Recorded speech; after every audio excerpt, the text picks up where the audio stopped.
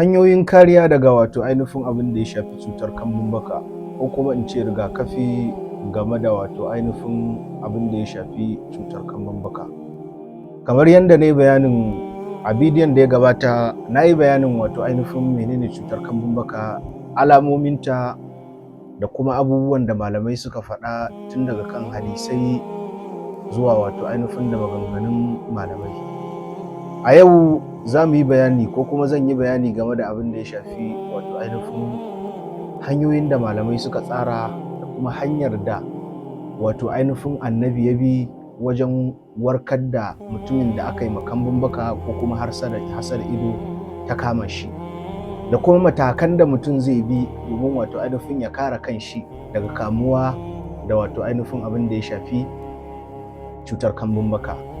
Ala ayyi halin, kamar yadda a wancan bidiyon da na yi na bayanin ko kuma ta'arifi na wato ainihin abin da ya shafi kambun baka, na kawo hadisin Sahal wato ainihin da yake wanka a rafi. Ƙarshe dai annabi tsira da amincin Allah su tabbata a gare shi wato ainihin ya sa Amir ya je ya yi wato ainihin arwalla, aka wato ainihin yi amfani da ruwan arwallar zuwa ga shi wannan mara lafiya da yake kwance, aka ba shi ya sha, sai kuma ya tashi kai tsaye, kai ka ce bai rashin lafiya. To wannan ita ce hanya da za mu bi, ita ce hanyar farko da wato ainihin ake bi wajen kare kai ko kuma magani ko kuma wato ainihin ka iya cewa emergency ga mutumin da wato ainihin kambun baka ya kama shi, in an san wanda ya kambun baka. Ba a saurin jingina abin zuwa ga maita, ba ina inkarin cewa maita babu ita ba, na yadda akwai maita, amma dai mu daina yin sauri ko kuma gaggawa bisa rashin sani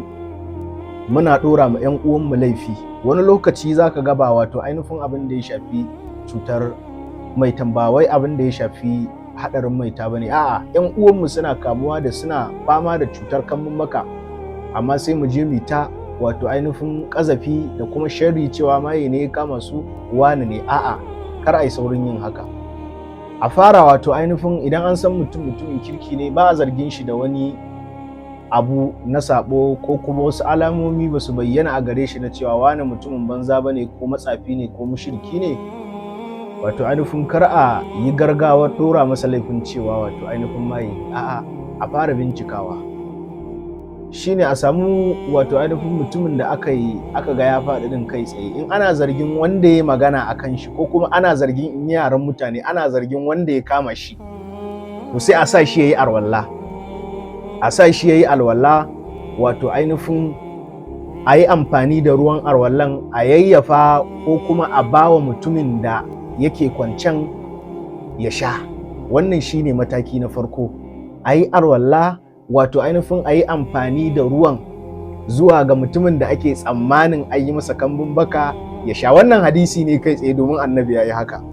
To sai maganganun malamai irin su Ibn al-Jawzi da Ibn Qayyim al-Jawziyya da kuma wato ainihin Ibn Kathir, duk sun kawo wato maganganu mabambanta,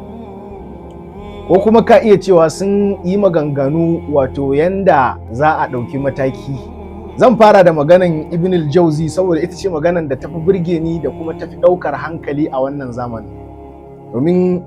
a wannan zamanin mutane da yawa suna faɗawa cikin track wato ainihin na kambun baka ba su sani ba, kuma su suke jawo ma kansu,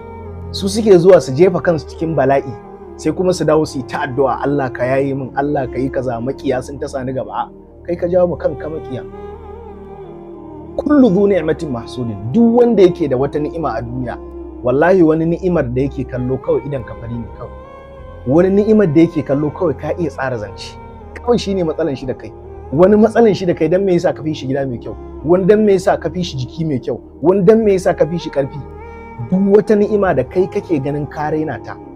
kake ganin bata kai ga ni'ima a wajen ka ba, to ni'ima ce a wajen wani, kuma yana ganin zai iya yi ma hasada akan ta.